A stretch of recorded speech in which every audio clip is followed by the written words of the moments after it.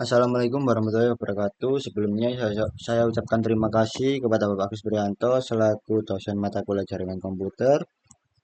Pada video kali ini saya akan melakukan praktikum web server dan DNS server menggunakan Kisco paket tracer. Namun sebelum itu izinkan saya untuk memperkenalkan diri saya. Nama saya Sandika Leandra Prasetyo dengan NIM 23051204074 dari Prodi Teknik Informatika C 2023. Sebelum melakukan praktikum web server dan DNS server, di sini saya akan sedikit menjelaskan tentang apa itu web server dan DNS server. Apa itu web server? Web server adalah perangkat lunak yang berfungsi sebagai penerima permintaan yang akan dikirimkan melalui browser, kemudian memberikan tanggapan permintaan dalam bentuk halaman situs web atau lebih umumnya dalam dokumen HTML. Namun, web server dapat mempunyai dua pengertian berbeda, yaitu sebagai bagian dari perangkat keras hardware maupun sebagai bagian dari perangkat lunak atau software. Nah, secara kerja web server, HTTP request dikirimkan ke web server sebelum memproses HTTP request. Web server juga melakukan pengecekan terhadap keamanan. Pada web server, HTTP request diproses dengan bantuan HTTP server. HTTP server merupakan perangkat lunak yang bertugas menerjemahkan URL, alamat atau alamat situs web, serta HTTP atau protokol yang digunakan browser untuk menampilkan halaman website. Kemudian web server mengirimkan HTTP response ke web browser dan memprosesnya hingga menjadi halaman situs web. Nah, contohnya kurang lebih seperti ini. Oke, pada saat web server menerima HTTP request dari browser, jika diperlukan web server akan mengirimkan query data ke database untuk memenuhi permintaan HTTP request yang dikirimkan oleh browser. Oke, next, fungsi web server. Jadi, selain berfungsi sebagai komunikasi penghubung dengan situs web dan memproses HTTP request yang dikirimkan oleh browser, secara umum beberapa fungsi web server adalah sebagai berikut. Yang pertama, memastikan semua modul yang dibutuhkan tersedia dan siap digunakan. Yang kedua, membersihkan penyimpanan cache dan modul yang tidak terpakai. Ketiga, melakukan pemeriksaan keamanan terhadap HTTP request yang dikirimkan ke browser. Oke, apa itu DNS? Domain Name System atau DNS adalah sebuah sistem yang menghubungkan Uniform Resource Locator atau URL dengan Internet Protocol Address atau IP address.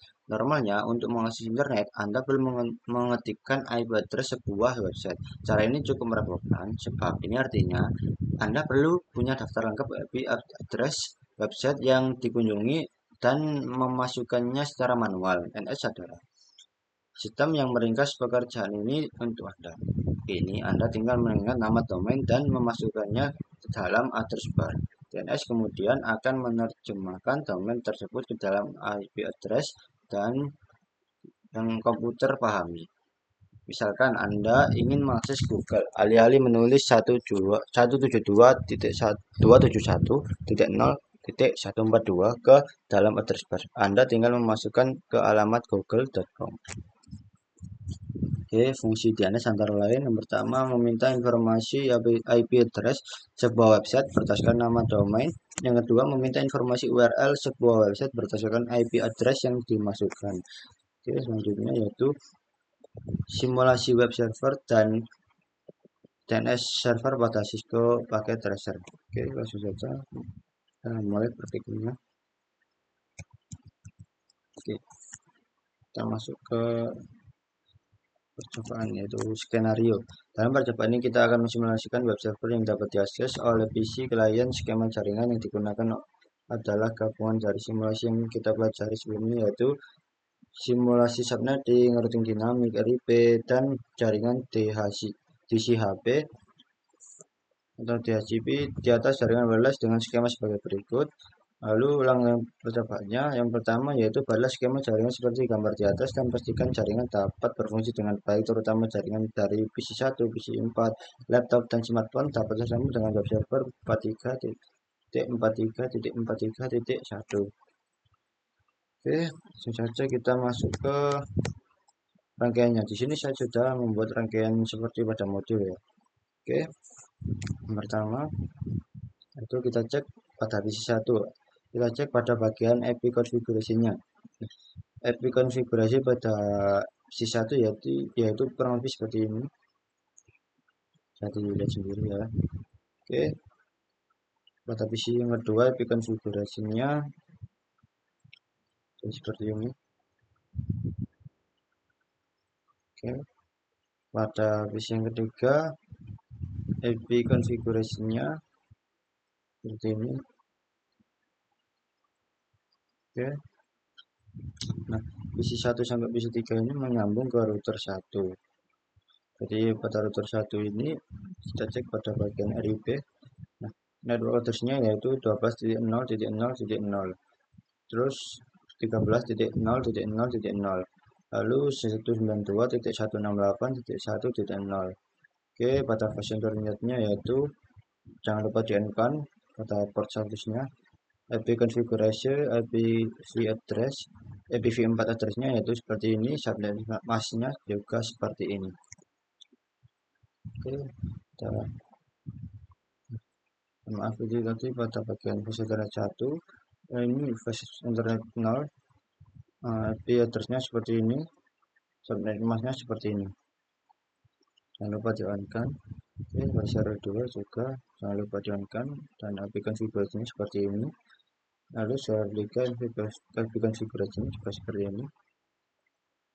Oke, lanjut ke PC 4. Oke, kita cek pada IP konfigurasinya. IP konfigurasinya seperti ini.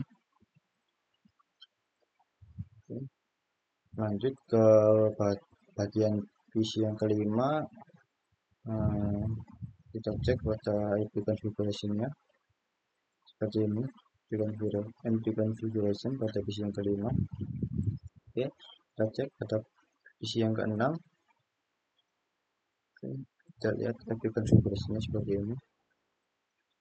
Oke, kita close.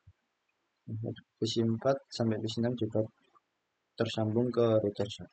Oke, kita cek pada router yang kedua. Oke, kita klik bagian config, kita cek RIP-nya. RIP-nya kurang lebih sama ya seperti pada bagian router yang ke-1. Oke, kita next ke versi internet, yaitu jangan lupa di-on-kan per statusnya. Kita cek pada bagian IP konfigurasinya kurang lebih seperti ini, IPv4 address-nya, lalu subnet mask-nya seperti ini. Nah, port Ethernet yang ke-1 ini kosong ya, karena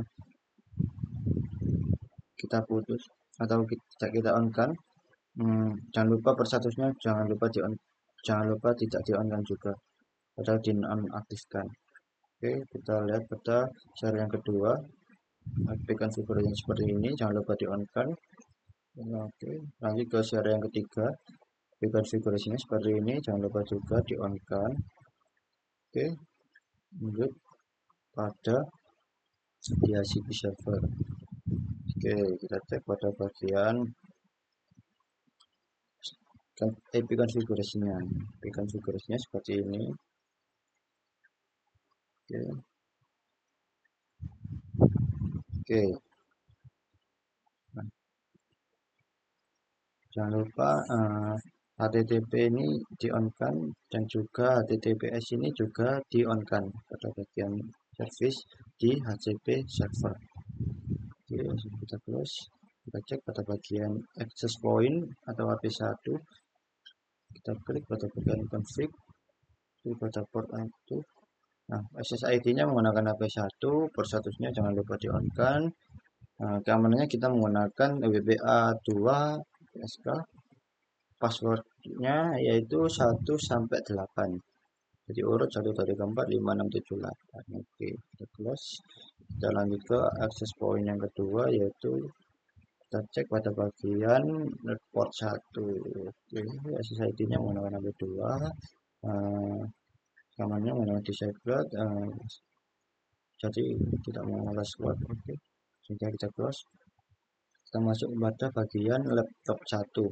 Oke, kita cek pada IP konfigurasinya. Nah, di sini kita menggunakan DHCP karena di sini akan keluar otomatis jika menggunakan laptop 1. karena LP1 ini tersambung ke AP1, jadi jika kita menggunakan DHCP maka keluarannya otomatis menjadi seperti ini. Oke, langsung kita close. Begitu juga smartphone juga kita menggunakan DHCP. Kita cek pada IP konfigurasinya. Pada smartphone satu ini kita menggunakan DHCP, maka keluarnya otomatis menjadi seperti ini. Dan jangan lupa kita cek pada bagian config di smartphone, yaitu kita klik wireless. Pada wireless ini kita menggunakan SSID IP2 karena smartphone ini menyambung ke AP2 dan keamanannya disecret. Terus IP konfigurasinya menggunakan DHCP, IPv6 konfigurasinya menggunakan static. Oke, kita close. Begitu juga pada laptop 1. Kita cek pada bagian config. Di sini laptop 1 ini menyambung ke AP1. SSID-nya menggunakan AP1. Lalu untuk keamanannya kita menggunakan WPA2 SK, dan SK passwordnya kita menggunakan angka 1 sampai 8, jadi 1234568. Lalu IP konfigurasinya menggunakan DHCP, IPv6 konfigurasinya menggunakan static. Oke, langsung saja kita close. Selanjutnya kita masuk ke router yang ketiga. Oke, kita cek pada bagian RIP. Nah, network address-nya beda dengan router yang pertama dan yang kedua. Jadi network address-nya itu kita menggunakan ini 13.0.0.0, lalu 23.0.0.0, lalu 33.0.0.0, lalu 43.0.0.0. Prosesnya IP konfigurasinya seperti ini, jangan lupa di-on juga. Oke, untuk flash internet juga seperti ini, IP konfigurasinya jangan lupa di-on-kan. Lalu klik pada bagian serial 2 seperti ini untuk konfigurasinya. Serial yang ketiga, pada bagian serial yang ketiga ini untuk konfigurasinya seperti ini. Oke, langsung saja kita close. Kita cek pada bagian DNS server, kita masuk ke desktop, masuk ke IP konfigurasinya. IP konfigurasinya seperti ini pada bagian DNS server. Oke, langsung saja kita close. Kita masuk ke web server. Nah, pada bagian web server ini kita cek pada bagian IP konfigurasinya. IP konfigurasinya seperti ini pada bagian web server. Lalu kita masuk yang kedua. Nah, jika sudah oke, jadi yang kedua ini nyalakan service HTTP di komputer web server, kemudian edit file index.html sehingga seperti berikut. Oke. Sini saya sudah mengisi ya pada bagian web server. Ini HTTP-nya sudah saya on-kan dan juga HTTPS-nya juga saya on-kan. Lalu pada index.html kita edit, kita klik edit. Oke, nah di sini saya sudah mengikuti perintah pada modul ya. Jadi sudah selamat datang di official website.com. Jadi ini ada ucapan saja, kemudian link terkait Disco. Oke, jadi kurang lebih sama seperti modul yang ada pada Classroom. Oke, langsung kita close.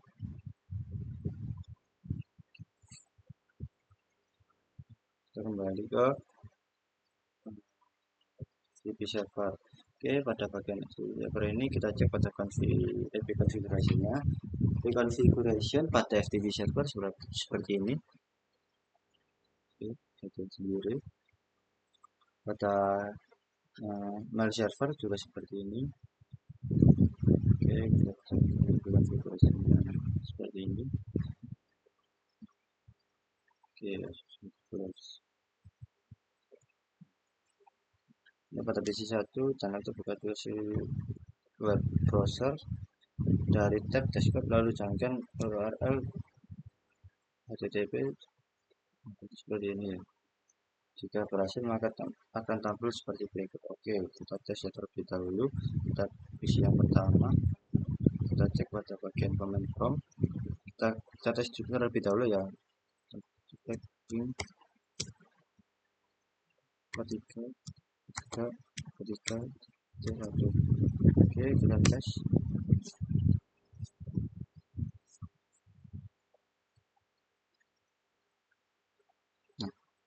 Jika seperti ini sudah berhasil ya. Oke, kita coba masuk ke web browser.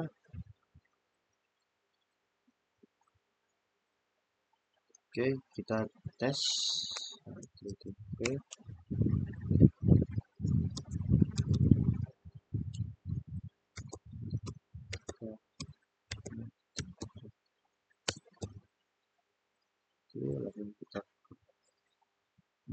Ini sudah berhasil ya.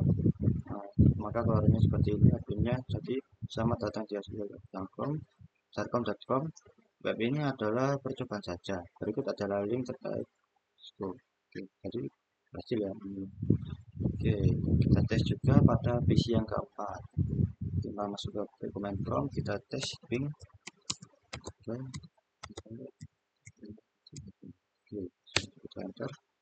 Nah, ini tandanya sudah berhasil ya. Oke, langsung saja kita masuk ke web browser. Kita cek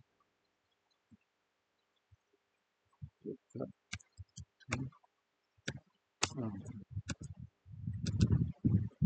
Oke,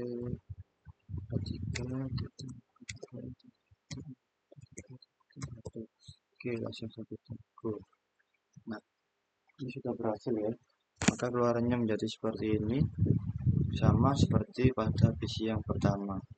Oke, langsung kita close. Kita cek pada bagian laptop 1, kita masuk ke desktop, kita klik command prompt, kita tes.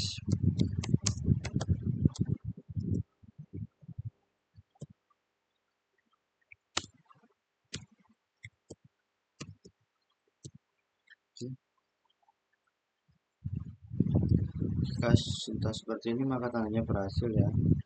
Oke, langsung saja kita close. Kita masuk pada bagian smartphone. Kita masuk ke desktop, configuration, maaf, ke desktop, masuk ke command prompt. Oke, kita tes terlebih dahulu.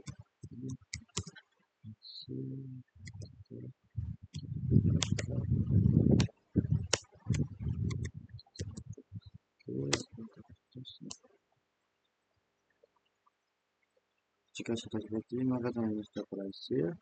Oke, kita masuk ke web browsernya, kita coba tes.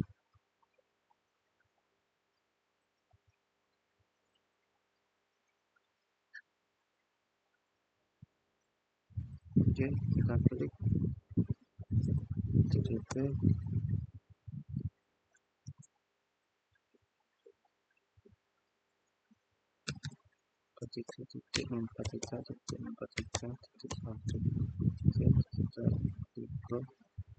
nah, sudah muncul ya pada bagian smartphone 1, muncul seperti ini. Sudah berhasil.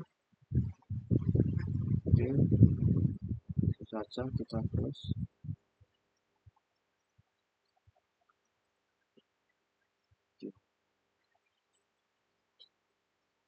Kita masuk ke modul kedua, yaitu kita menggunakan DNS server. Terus skema seperti ini sama ya. Kita masuk ke langkah kedua ini, aktifkan server service DNS pada PC DNS server dan tambahkan entry DNS seperti kamar berikut. Oke, jadi kita masuk ke DNS server. Oke, kita cek pada bagian service. Oke, cek pada DNS. Nah, jadi pada bagian DNS. Nah, di sini saya sudah mengikuti modul. Jadi perintah kita modul itu kita disuruh inputkan kayak seperti ini. Oke, jadi saya sudah menambahkan seperti ini. Jadi namanya sarkom.com menggunakan tipe record, detailnya 43.43.43.1. Lalu yang kedua ini www.sarkom.com menggunakan type gname detailnya jarcom.com. Oke, langsung saja kita close. Kita tes pada bagian visi yang pertama. Oke, kita cek dulu bagian visi yang pertama. Itu kita cek dan servernya.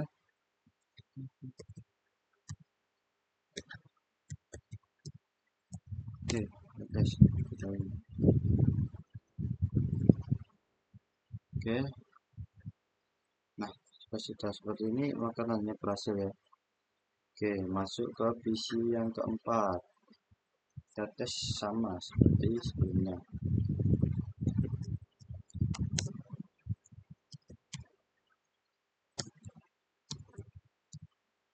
Oke, nah sudah berhasil. Langsung saja kita masuk ke laptop 1.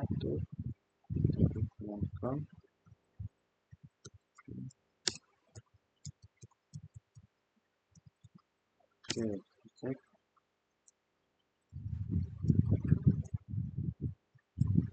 Nah, di sini sudah berhasil ya. Oke, langsung saja kita masuk ke bagian smartphone. Komentar.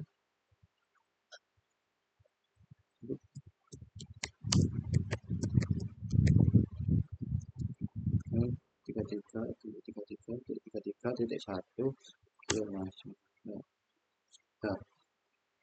oke, jika sudah seperti ini, kita berhasil ya. Oke, langsung kita close. Cek pada bagian modulnya. Oke. Pada visi 1 dan laptop jalankan perintah ns lookup seperti berikut. Oke, ns lookup jarcom.com, lalu ns lookup www.jarcom.com. Oke, kita masuk ke visi yang pertama. Kita masuk ke command prompt ns lookup jarcom.com, ns lookup jarcom.com. Oke, kita tes. Nah, maka keluarnya seperti ini. Lalu selanjutnya yaitu ns lookup www.jarcom.com. Oke, sudah kita next. Oke, sudah selesai. Kita masuk pada bagian web browser pada visi yang pertama. Oke, sebentar kita tunggu sebentar. Oke, kita masukkan jarcom.com. Oke, kita klik go. Nah, maka keluarnya menjadi seperti ini ya. Oke, selanjutnya yaitu klik tambahkan mata buku sini www.jarcom.com. Kita cek sebentar. Nah, seperti ini juga ya. Kita coba tes ulang www.jarcom.com. Oke, nah, kembali keluarnya seperti ini ya. Ini saja seperti sebelumnya. Oke, bisa kita close. Kita klik pada bagian visi yang keempat, masuk ke command prompt, kita klik ns lookup jarcom.com. Oke, masuk, lalu kita klik ns lookup www.jarcom.com. Oke, nah keluarnya seperti ini. Oke, kita masuk ke web browser.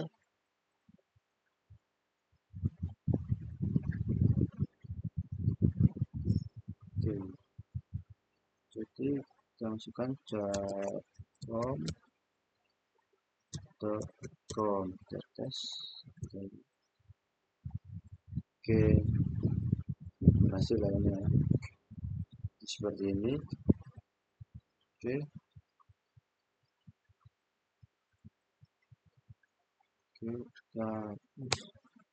kita coba tes www.jarkom.com. Oke, sama ya seperti ini ya. Oke, sampai kita close. Kita masuk ke laptop yang pertama. Oke, kita masuk ke Chrome. Kita klik ns lookup jarkom.com. Oke, kita tes. Oke, masuk. Oke, langsung saja kita masukkan lagi ns lookup www.jarkom.com. Oke, kita tes ya. Ini seperti ini ya. Oke, kita masuk kepada web browsernya.